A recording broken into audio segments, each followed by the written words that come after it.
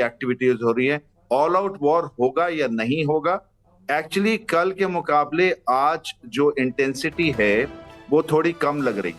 जो बयान भी आ रहे हैं वो भी थोड़े कम आ रहे हैं। मेजर अटैक बिल्कुल। तो अभी अभी सिचुएशन एक्चुअली थोड़ी कंट्रोल सी लग रही है। एंड मोस्ट इम्पॉर्टेंट, सबसे बड़ी चीज जो हमें जानकारी लेनी है, आसिफ मुनीर हटे हैं या नहीं हटे।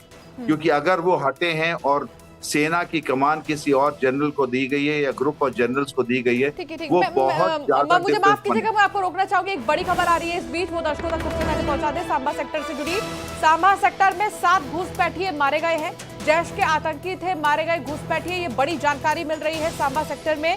और बड़ी जानकारी, जैश के आतंकी थे मारे गए घुसपैठिए। हालांकि सुबह ही यह खबर जब आई तो सूत्रों के हवाले से जानकारी मिल रही थी कि लगातार जो घुसपैठिए हैं, हाँ, उनके कोशिशों को नाकाम बीएसएफ के जवान साबित कर रहे थे। और इस बीच एक बड़ी जानकारी यह आ रही है कि सांबा सेक्टर में 7 घुसपैठिए मारे गए हैं। जैश के आतंकी थे मारे गए घुसपैठिए। आशीष जी भी हमारे साथ जुड़े हैं। आशीष जी, इस पर कुछ कहेंगे?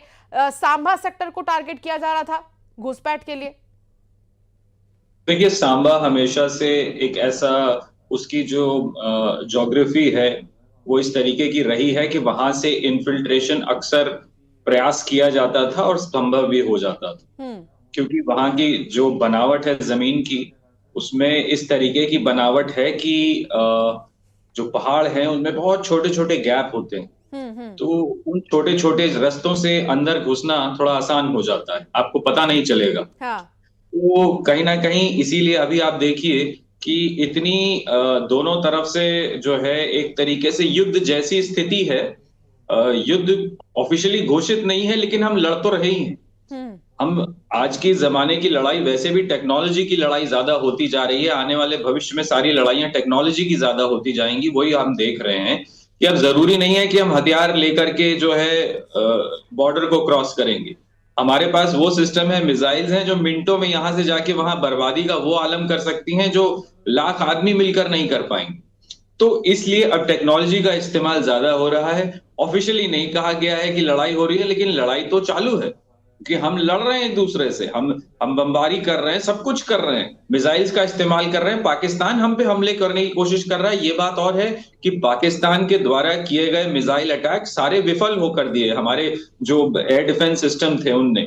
लेकिन उन्होंने हमारी जो आवाम है, यानी जो सिविल पॉपुलेशन है, उसको टारगेट करने के लिए मिसाइल्स तो वहां से दागी हैं। तो अब इसमें क्या बचा? अब कौन सा वॉर हम जो है इसका इंतजार कर रहे हैं कि हम जो है लड़ाई में नहीं है। लेकिन एक चीज और आशीष जी मैं समझना चाहूंगी, एक चीज और समझना चाहूंगी कि पाकिस्तान इस हद तक गिर गया है कि आतंकी ठिकानों पर हमला करने का बदला क्या इस तरह लेगा कि नागरिकों को टारगेट कर रहा है? इससे ज्यादा बुरी कंडीशन उसकी और क्या हो सकती है? पाकिस्तान शुरू से ही हमारे यहाँ नागरिकों को भी टारगेट करता रहा है। अभी पुंछ में जो फायरिंग करी, एक गुरुद्वारे पे उन्होंने हमला किया। उन्होंने सेलिंग, मतलब जो सेना के ठिकाने थे उस पे तो कर ही रहे थे,